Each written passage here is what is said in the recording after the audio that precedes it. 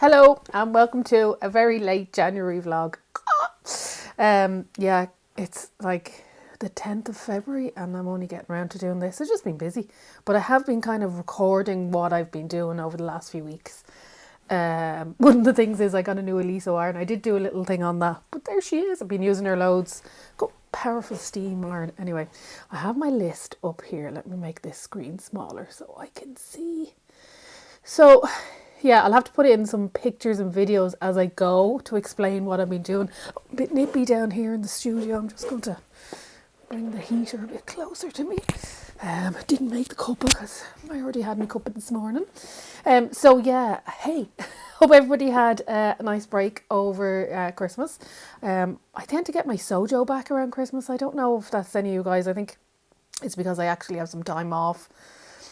And people probably think, oh, well, so you work in a fabric shop, you must get loads done. I don't really. Like, it's samples for the shop, and which are great. They're great fun to make. I love it. But I don't really get my my own stuff done as much as I would anything else. And I suppose I get to sit, chill out and, you know, decide what I'm going to make and make a plan and things like that. Although I'm not talking about my plans because it puts pressure on me and I don't want to do that. I don't want this vlog to be stressful. Just, you know, do it every so often, just to let you know what I'm up to.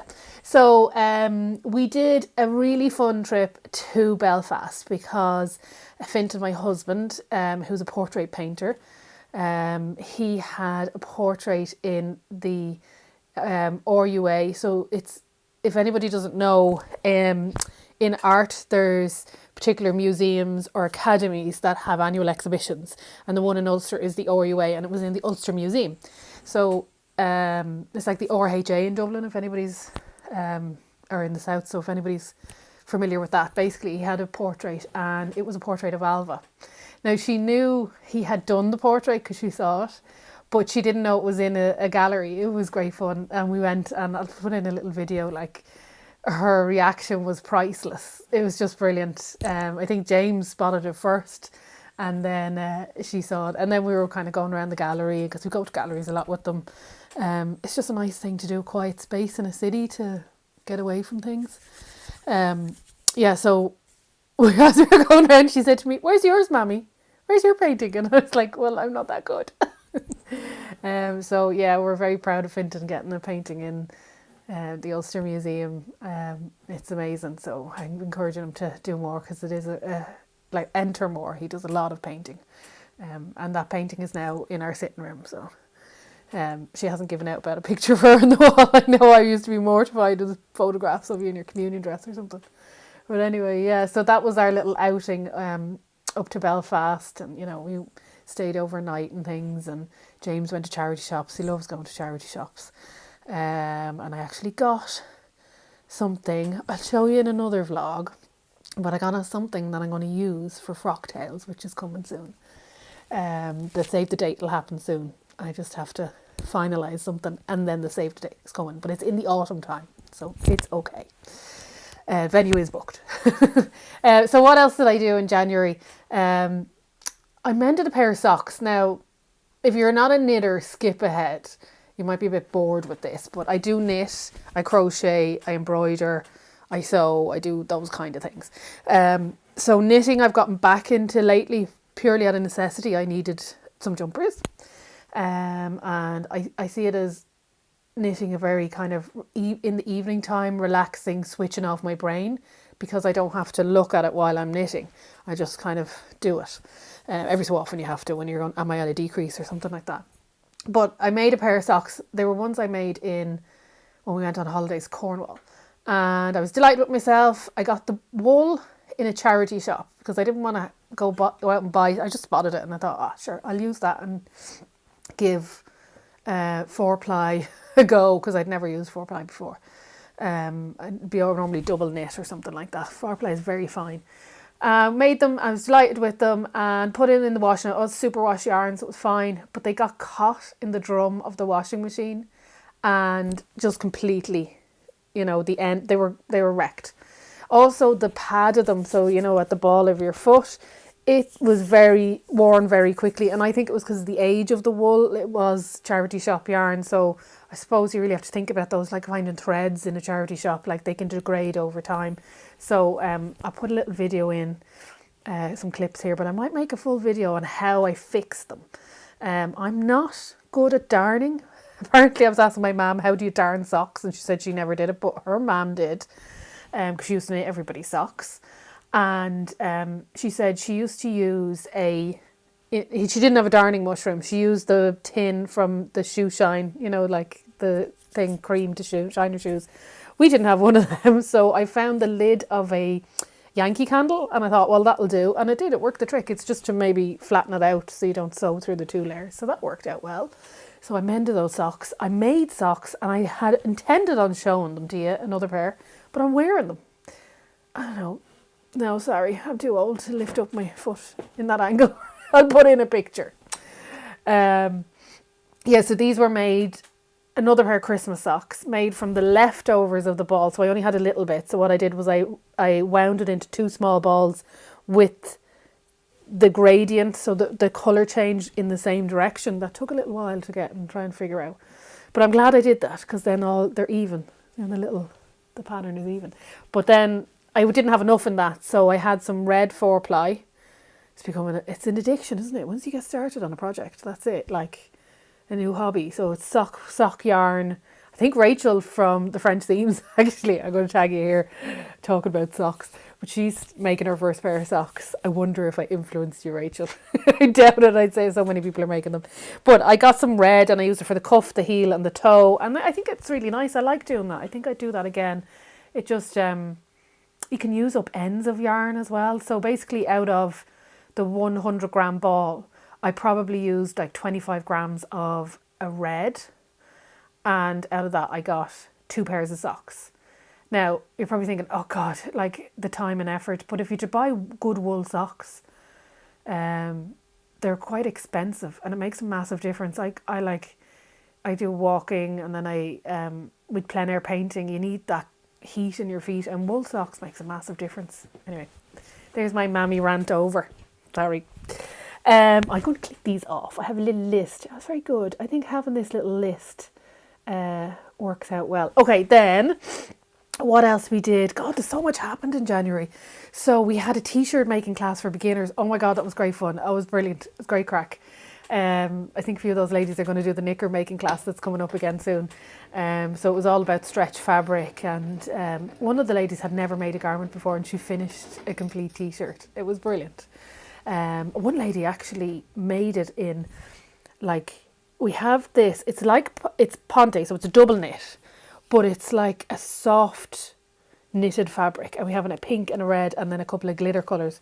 Oh no, pink and a cobalt blue, but I think the cobalt blue might be gone. And then a couple of glitter, but it's really squishy. And she just made the basic t-shirt. Now, it's not this t-shirt, it was the Closet Core t-shirt, I think, that style one. Like, you know, standard t-shirt shape that we made.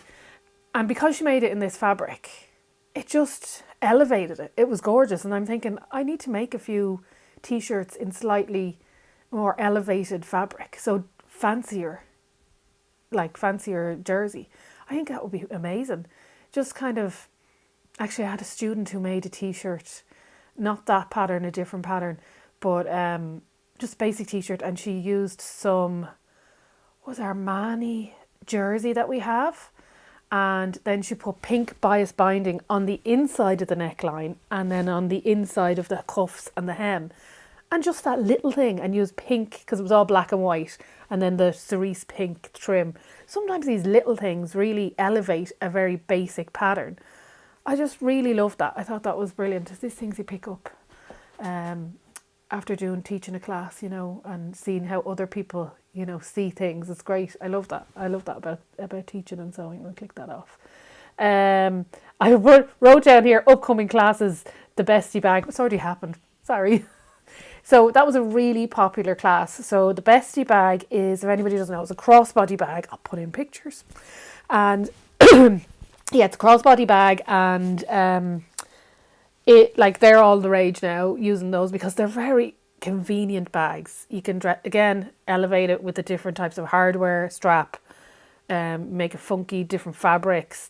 But it's a very useful bag. Like you can use them on your bike, you know. They're great because it's not, you know, two of them really constricting you. It's like a handbag. If a handbag on your side on a bike doesn't work, or when you're out and about in town or something and you want your bag to the front, I thought it was very useful. I don't think I'd be the one for having it as a bum bag at the front, you know, the way they're probably meant for. This one is styled, it's designed differently, so it sits across. It's really nice. So it's made by BF Patterns. I'll click the link below. But we might do another one of those classes because it was really popular and it sold out. Yeah, and they were fab. The bags they made were just fab. One lady did one in denim and red, and then she happened to be wearing all navy and red, and she was so coordinated. It was fabulous. Okay, then we have the Slouchy Shopper by Incomplete Stitches is happening soon. Now, I'll put links to these below because I can't remember the dates off the top of my head. So I'll put the links below. But the Slouchy Shopper is like an upgrade, kind of elevated everyday bag, and it has loads of pockets and things like that. So it's not complete beginner. It's kind of one step up from that. So like confident beginners, not, you know, not intermediate, but, you know, on that end. You get what I mean. So that's happening. Then, we have a sewing taster class. So, and we have another evening class, beginners class coming up soon. So a lot of people have asked me for more beginners classes, just general kind of sewing classes to learn the basic skills. Because there's a lot of people out there who don't know how to use a sewing machine. Maybe they don't know how to thread things. They don't know how to fabric. But they've always wanted to try. So those classes, so there's an Monday evening class. There's the sewing taster, which is on a Saturday. There's also a sewing machine driving course. They're all coming up in the next few weeks. Again, I'll pop the links below. Sorry, got interrupted there. Yeah, so we have a few things happening, classes, and I'm going to put those links below. But yeah, what else is on my list? Let me tick these off. Upcoming classes, Slouchy Shopper, the beginners classes. Oh yeah, sewing meetup. I'm about to sneeze. Dust in here. So I live on the north side of Dublin, and I used to be a member of the IPS, but I could never go because the meetings are on a Saturday. And I kind of miss that kind of social aspect of just going to a sewing meetup. So a friend of mine decided to ask our local community centre, can she have a space for a sewing social group? And we had our first one just after Christmas. It was great fun. There was a good gang of us. I put up a little video, and I brought along a coat to make. Now, I just brought along the pattern because it was 5 pages of A0, so I knew it'd take me a while. So, and then we're chatting and everything. So I got all those cut out and was chatting to people and seeing what they're doing. And it was absolutely great crack. The next one's actually on this Sunday, so I'm hoping to steam that coat with an iron, the fabric, and then cut it out. And if I get that done, and then I'll just keep working on that and then I know what I'm doing in that social setting. You know, I don't have to go, what will I do, and gather more things. I'll just have that bag ready to go and bring that each time, and then I'll be like, look what I made over a year. So it's a coat, so it doesn't have to be made till next winter. That's what I'm thinking. So yeah, I was getting a bit of slagging because it's a lovely charcoal black with a twill wool cashmere, and I'm, as you can tell, I don't normally wear black, but unfortunately I had to go to a few funerals this Christmas, and I didn't have a funeral coat, and people were slagging me going, Marie, you don't have to have a funeral coat. And I was like, I kind of feel like I do. I need just a plain black coat to wear to formal things. Sometimes you just need to have that garment that you use. Like once you've got a nice coat, there was a lot of chats about this now at the meetup, I have to say. What do people think? Do they have a funeral coat? My mum always said she had a funeral coat. My Auntie Angela had 2 apparently. My Auntie Kathleen had 2 and 2 funeral hats. Now, I'm not a hat person. I think we're past wearing hats at this stage. But so if you have a good pair of shoes and a good coat on, you look dressed. That's what I'm thinking. Anyway, you're probably all thinking I'm mad. So yeah, that was the sewing meetup. It was great. One of the ladies brought gorgeous little scones. Somebody else, Lisa, made I think Marion made the scones. They were fab. Yeah, we're going to have to do something. And then Lisa made brownies. They were amazing. And they were apparently like gluten, everything free. And they were amazing. They were really lovely. Fair play to them. Like, I don't know, sometimes where do people find the energy? Oh, I made a sample of tea cozies and coasters. So we're using them in the shop. I'll put up a picture here. But they're also ones that are going to be made in the beginners class. I forgot to say that earlier on. But they're really cute, like sewing fabric. So I used those over Christmas and now they're in the shop. So they're being used in the shop and it's very themed, you know. Finished my leftover socks. Spoke to you about those. Oh, right. So I finally made my free range slacks that I have cut out for a year. Literally a whole year cut out, sitting there. And I had said to you guys I was going to do a tutorial. So that's what I did. And I videoed it all. And I had them made. And I went back and looked at my footage. And I hadn't pressed, I pressed pause. So at one stage I pressed pause, but I didn't press record again. So I didn't record them. So yeah, that tutorial went down the tubes. And then I went to put on those trousers and I went down another size. They fit perfect. They're grand.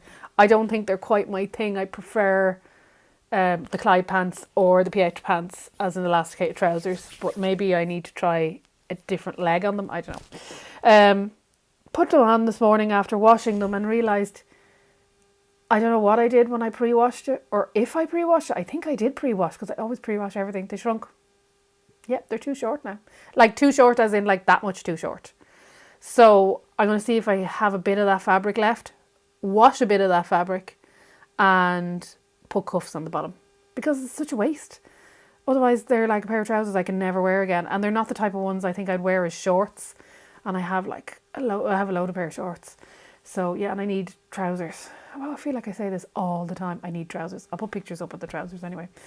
I'll see if I can get a picture of me in them while they're tiny, like they're short. It's ridiculous. Anyway, going on from that, my free range slacks. I do like that pattern, I have to say, and a lot of people do. I did a tidy of my studio, and I found this. So I did a bit of a tidy up, and I found a very large chunk, and it's been washed, of navy linen. I think this is Irish linen. So I think I'm going to make another pair of trousers, and I like the Pietra pants. I don't want to have two navy pairs of free range, so I know I said I wouldn't talk about plans here, but I think I'd like to make a pair of the tapered Pietra pants out of this, and I should get them out of it. It's a light fabric, but isn't that nice when you find something in your stash? Which follows me on to, I know people use, sorry I hit the camera, Stash Hub. But yeah, I know you have to pay for Stash Hub, and I just never got round to it, and I thought, oh God, I'm never going to use that. So, again, sewing meetup. This is where you talk to these people. It's brilliant. Like, have your social thing of all your sewing people. There's an app out there called Threadloop. Okay, I'm going to say this, and you all know about it, don't you? I bet you do. So I'll put up a little thing up. So Threadloop is like Ravelry, but for sewers. And that's exactly what I wanted. So I've signed up to that, and I put in my patterns. I haven't put in my stash yet. But I think it will be a very useful thing to have your stash, like pictures of it, and you can see. And yeah, it's a bit, I don't really keep a stash anymore because it makes me feel too guilty. I just take what I need from the shop. Like not everybody has that luxury. But and if you see a fabric, if it's gone by the time I get round to it, it's not meant to be. That's what I'm thinking. You know, there'd be the occasion where I'd be like, oh, really, really want to make something with that, and that's the coat fabric. I took it out a while ago. Coat fabric doesn't go in a hurry, but I just thought, no. I actually ordered that thinking of a coat for myself. I often do that. Actually, order a fabric going, ooh, I'd like to make this in it. Which. Look, I'm going to start waffling now. What have I been talking for? Like an hour? 20 minutes. I just ordered a load of dead stock. And I ordered it with Charlene Oldrod's new pattern, the Emily dress, so dressmaking. I'll put a link to below. It's fabulous. I just haven't got around to actually making it. But I'm going to do a toile in some fabric I have of the top part. So I have a top and then I'll do a dress in one of these dead stocks that's arriving. Sorry. Excuse me. There's a bit of dust in here. It's moving that fabric. Oh, sorry. Yeah, so Charlene has a fabulous pattern out, and the amount of options in it is insane. Like, wow, well done, Charlene. Congratulations on the first pattern, but like the amount of options, like my first pattern, I did not have that amount of options on mine. I didn't have any options on mine. Like, that is a lot to do. It's a lot of work making a pattern. And if anybody's looking for a really nice summer dress, but I actually think if you make that dress, the long one, in a nice winter fabric, it will be fabulous with a pair of tights and boots or something. It's gorgeous. Anyway, I'll put up the link below, and I'll stick an L pattern up here while I'm chatting about it. But yeah, it's fabulous. So I did order some more dead stock from France. I didn't tell Finton. I told him I wasn't ordering any fabric for ages. Shh. Even it happens in a fabric shop as well. Anyway. So yeah, that was thread loop. And but I'm at the end of my list. I probably have loads of other things to tell you about. There's one thing I forgot to tell you about. So I did talk a little bit before, did I, that Finton got me a book for Christmas. And it was, I think I talked about that in my last vlog, but it was a book about Fair Isle patterns. I'll put a picture up again in case anybody didn't see that vlog. But I wanted to learn Fair Isle. This was inspired by a friend of mine, Liz, who isn't a big knitter, but she's a big gardener and sewer. And she made a Fair Isle jumper just, from her head by looking at a pattern. And I thought, fair play to her. She had a pattern for the shape, but not the Fair Isle bit. And I thought, I'd love to give that a go. And then Finton got me a book on it, which was great. So myself and Alva were looking at it, and it's called the Doodle Book. So it's a way to design them. So basically, I'll put pictures of her that we sat down over Christmas and designed a hat for her.